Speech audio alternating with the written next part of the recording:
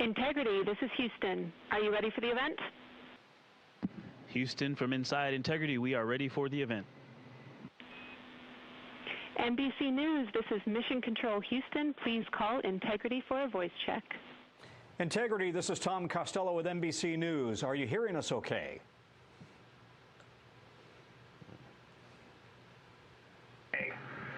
Hey, Tom, it's great to hear your voice all the way up here, 155,000 nautical miles from Earth.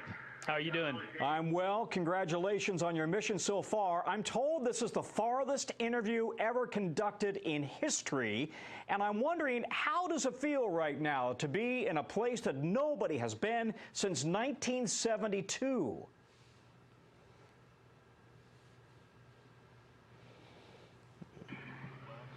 Honestly, it is unbelievable that we in 1972, just being up here and seeing how difficult this is and how hard the team is working. We do have a little bit of echo on your call. We'll try to turn it down when we're answering, but this is a magnificent accomplishment to be up here, to see the moon, to see the Earth, and to know that we are between those two celestial bodies, and you can see it when you look out the window. The Earth is almost in full eclipse, the moon is almost in full daylight, and the only way you could get that view is to be halfway between the two entities. It is truly awe-inspiring up here. The images you guys have sent back are absolutely spectacular, and when you look at the moon that you're headed for and that gets closer and closer, what are your thoughts?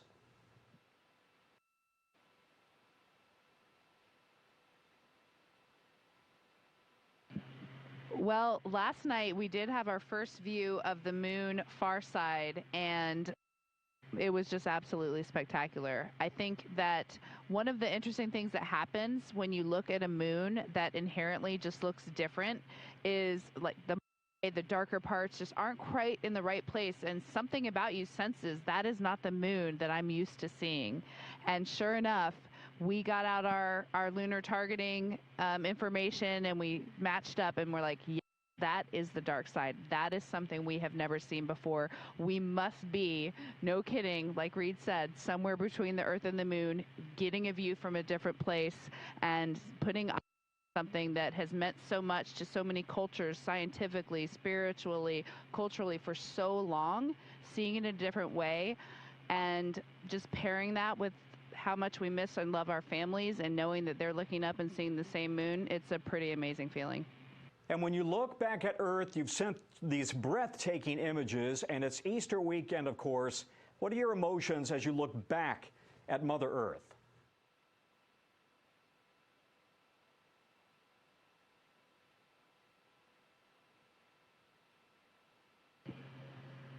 Well, before I list off a couple emotions, there's been a lot of disbelief up here. Just the fact that what we're seeing, where we are, it's hard to wrap your mind around. Like, I mean that sincerely. It really bends your mind. And the emotions that come along with that, there's a lot of happiness. Just to have experienced these unique things just brings you joy as a human. We're explorers at heart as human beings, and we really feel like we're exploring out here, and it brings a lot of excitement. And then, you know, right away you are humbled. The fact that 4 of us get to be out here just brings you to your knees. The thought that we get this experience, we're doing our best to show it with the camera, but you can't do it. I know those photos are amazing, but let me assure you, it is another level of amazing up here. And there's a lot of gratitude for the teams of people that made this possible. And then the final emotion is hope for humanity's future, that we can do this right now means we could do so much more. You guys are a long way from home. You may not realize you become superstars, rock stars while you've been gone.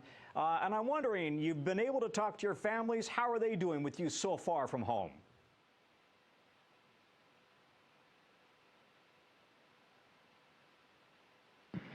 Well, just from what I overheard from some of the conferences and then what I enjoyed watching with my family, I think there's a lot going on. It's been interesting to hear what they have witnessed on the news and in social media, but also their launch experience. I got to hear the first story that they saw, what they felt, and what they were thinking, and then what they wanted to know from me. And so the family conferences were great. It was so awesome to hear people talking to their families and then to speak with my family.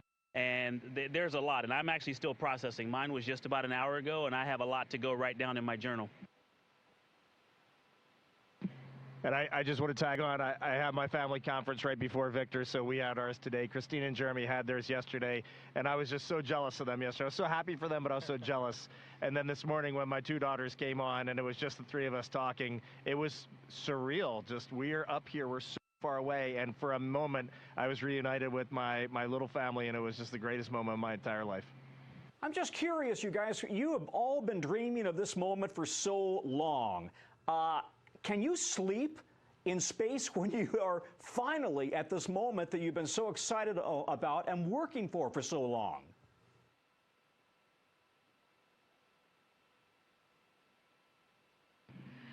Well, we do love sleeping up here, and such a long initial day that I think our bodies are ready to sleep no matter what. Most of us have been sleeping really well. For me, sleeping in space is one of the most comfortable ways to sleep, and it's very deep sleep, very full sleep. Sometimes when you first get up here, you have a little bit of a sensation that something's wrong as soon as you wake up. Maybe you're falling, or you don't recognize your surroundings, but it's great. I mean, honestly, being human up here is one of the coolest things about this mission. We are just people trying to get by, and for example, we might go look at the far side of the moon and take in its awesomeness and then go, maybe I should change my socks, and try to dig around for a pair of socks. So this is the dichotomy of human spaceflight. How will you describe this moment to your families, your grandkids, many years from now?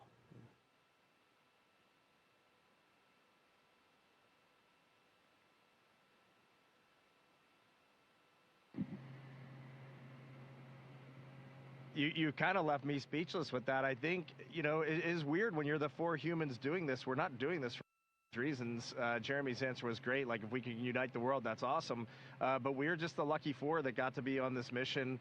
We were in the right place at the right time with our international team, and we're up here doing this.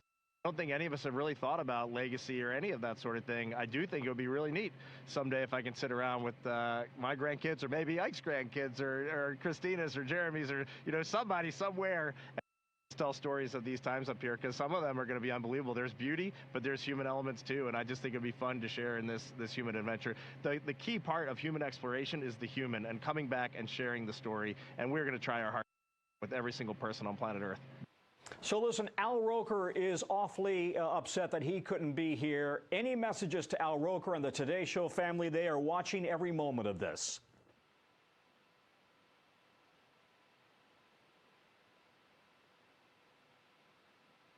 I have to be honest, I'm a little sad Al's not doing this interview too. It's great to talk to you, Tom, but I mean, Al. You know, we had so much fun running around KSC with him, and so I hope he watched the launch, and we look forward to talking to him when we get back. Love you, Al. Yeah. He was with me the whole time. You all look great. We're wishing you a great trip, and we want to see great photographs from the far side of the moon. Thank you, Integrity.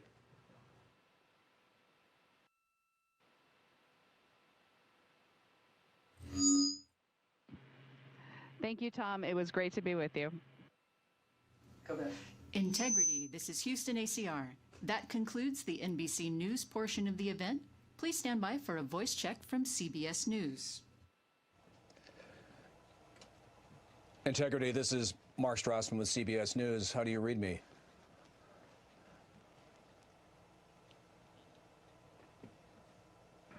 Mark, we have you loud and clear here in Integrity, 155,000 nautical miles away from Earth. How do we sound? You sound fantastic. Congratulations on all your success so far, and thank you for the amazing images that you sent back from space. My first question, I hope a couple of you will take a stab at. I mean, so many people on Earth are living this moment through your experiences. So on a personal level, since leaving Earth's orbit, what have you been most struck by, and what has been the biggest surprise?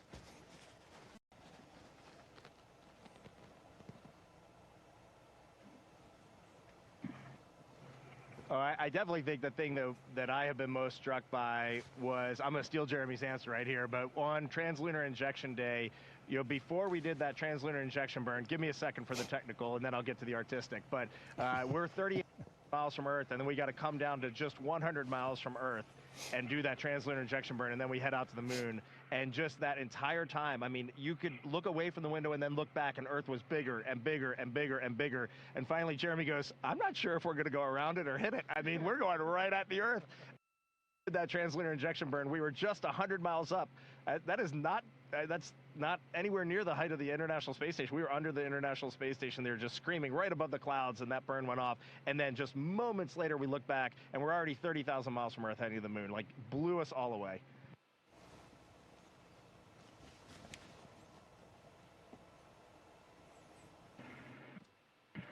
You know, Mark, I think one of the things that has struck me, there's so many amazing and so many profound things that we've seen and felt on this mission.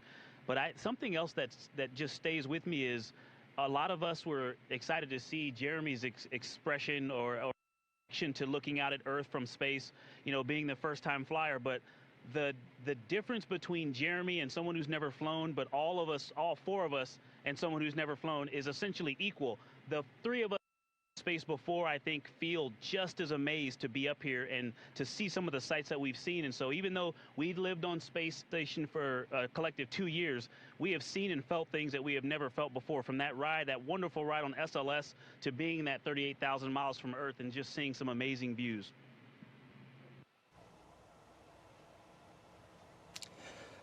You know, I think we've all been on a trip where we wish we had packed differently. Now that you're pushing deeper into space, is there something you left behind that you wish you had brought with you?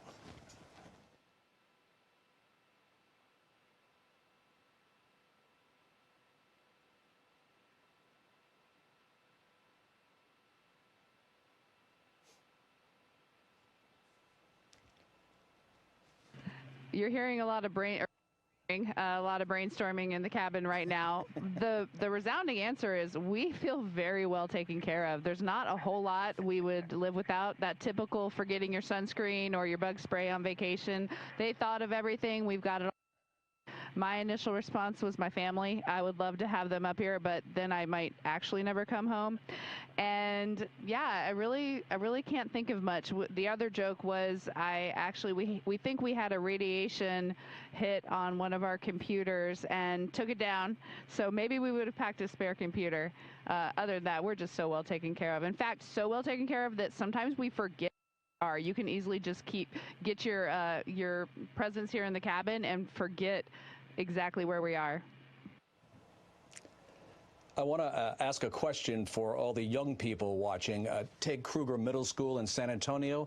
They are studying the science and the engineering of the moonshot, along with what it takes to be an astronaut. What is your message to all the kids watching and fascinated?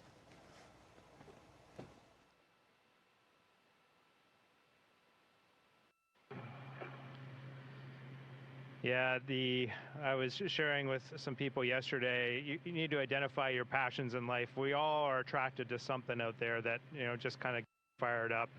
And then just to recognize that everybody has something of value to offer. I mean, that is just a true statement. And we as humans, even the four people up here doing this, we have self-doubt. We've had it in our pathway as well. And so I know all those youth out there too are thinking, no, I can't do that. Every once in a while, you're going to have that. And so share your passions with others. You're going to be amazed at how they help you. They're on your team, and they're going to help you accomplish the things that you're interested in doing. And the reality is humanity needs those contributions. So just get after it. Victor, I have one for you. Apollo 8 had a memorable Christmas Eve reading from Genesis. Do you have a message you'd like to share from space about Easter Sunday?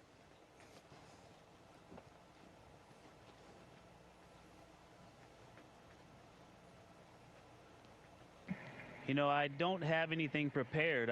I'm glad you brought that up, though. I think these observances are important, and as we are so far from Earth and looking back at, you know, the beauty of creation, I think for me, one of the really important personal perspectives that I have up here is I can really see Earth as one thing. And, you know, when I read the Bible and I look at all of the amazing things that were done for us who were created, it's, you have this amazing place, this spaceship. You guys are talking to us because we're in a spaceship really far from Earth, but you're on a spaceship called Earth that was created to give us a place to live in the universe, in the cosmos. I think maybe the distance we are from you makes you think what we're doing is special, but we're the same distance from you, and I'm trying to tell you, just trust me, you are special. In all of this emptiness, this is a whole bunch of nothing, this thing we call the universe. You have this oasis, this beautiful place that we get to exist together. I think as we go into Easter Sunday, thinking about, you know, all the cultures all around the world, whether you celebrate it or not, whether you believe in God or not, this is an opportunity for us to remember where we are, who we are, and that we are the same thing, and that we got to get through this together.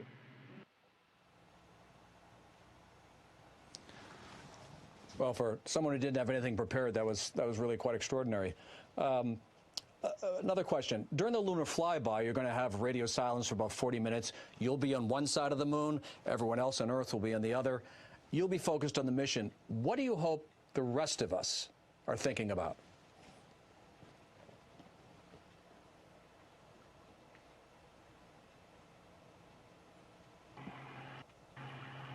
I also haven't had anything prepared for that question, but I think things that come to mind for me are thinking about togetherness. When people talk about that Apollo 11 first moon landing, there's the two that landed on the moon, and then there's the one, Michael Collins, stayed in orbit, and he did orbits around the far side of the moon alone with those losses of signal. And people asked him the rest of his life what that was like. And in the end, for me, it leads back to gratitude. Gratitude that out of this huge universe, we get to live together on Earth, planet Earth, and what an anomaly that is. When I saw Earth for the first time on its own out the window, I was struck by the blackness around it. If you can just think about what it means to be together and what it means to be apart from your loved ones during that time and reflect on that, maybe we'll all come to a realization. We've all watched a waxing moon from Earth. What's it like to watch the moon grow from space?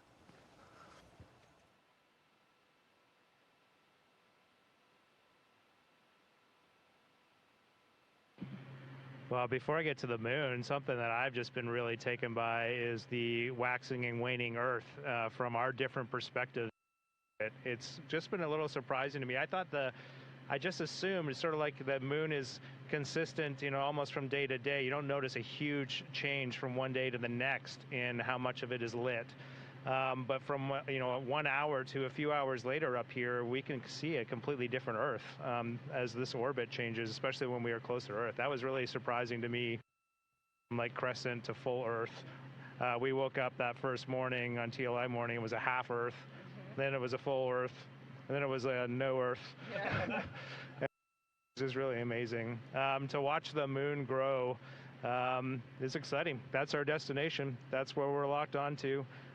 When we're done with you today, we're going to get into some review of some of the science we're going to be doing and shifting our mindset to the Earth or to the moon. And I'm pumped to do some of those observations, some time up close and personal with the moon before we set our sights back at home. And I'll just add, yesterday we were looking out the docking hatch, which is off the camera to the top side, and we were just starting to see the moon, and it just looked different. And we were catching glimpses of the far side, the side that you can never see from Earth, of Grimaldi, of Orion. We were just starting to see around Grimaldi into that far side. And as for humans who have looked at the moon our entire lives, it just looked different out the window, and that is wild. It just really put our place in the universe in perspective. Thank you very much, everyone. And I think all of you should be grateful that Christina is such an expert space plumber. We'll see you when you get back.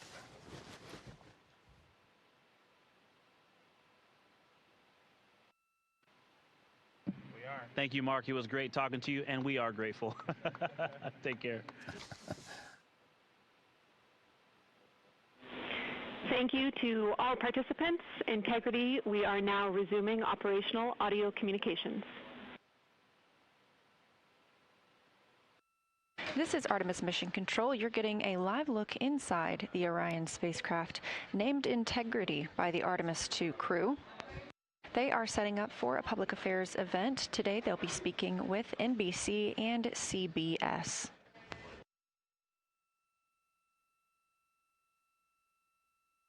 We are now 2 days, 22 hours, and 1 minute into the Artemis II mission, the first flight of humans around the moon in over 50 years.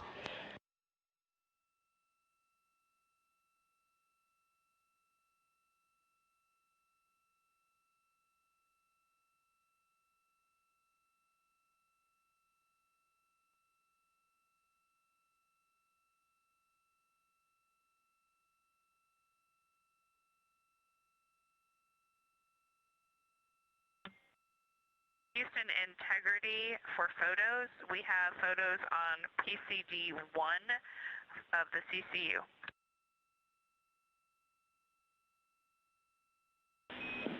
Copy. We'll grab them. Thank you.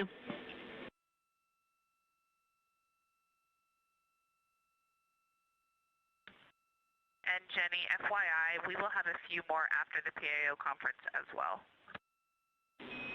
Copy. We'll keep an eye out.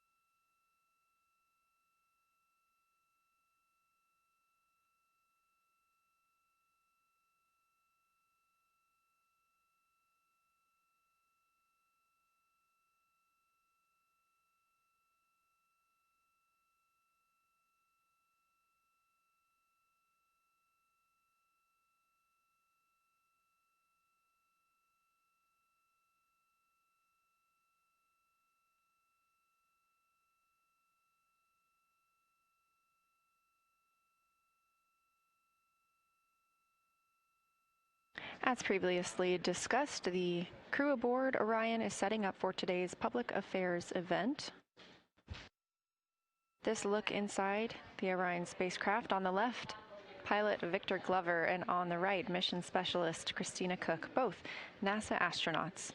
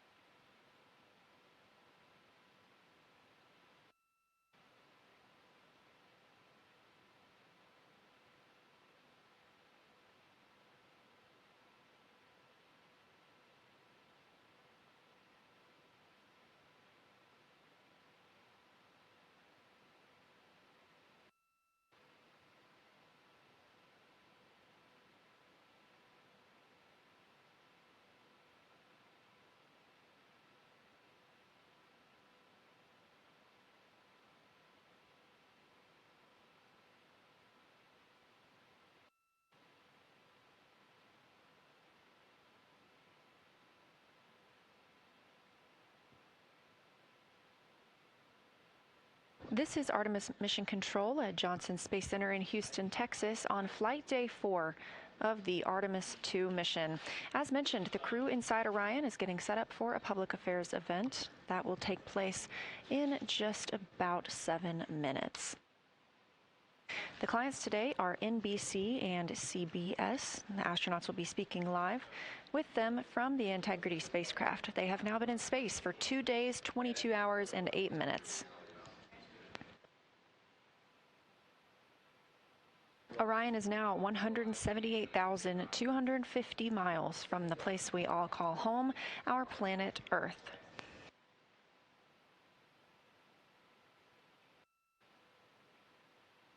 Shortly after today's public affairs event, we will be transitioning over to the mission status briefing here at Johnson Space Center. That is targeted for 4:15 p.m. Central Time. If you're watching on YouTube on NASA's stream, you can continue to watch on this feed to watch the news conference. But if you're interested in continuing to get live views from the spacecraft, you can transition to the other live feed available on NASA's YouTube.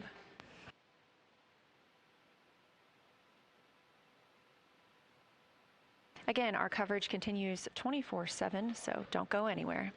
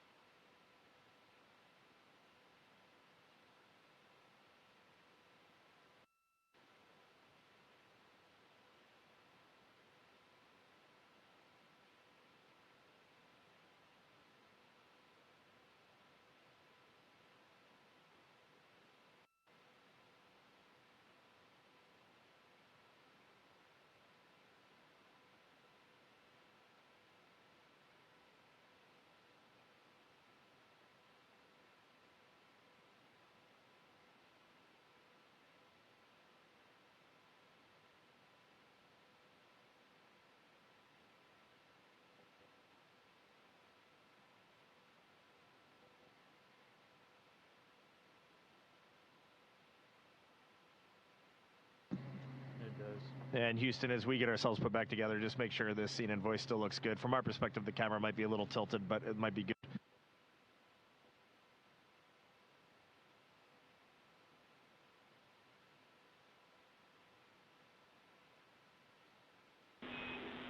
Copy, read. Still looks good to us.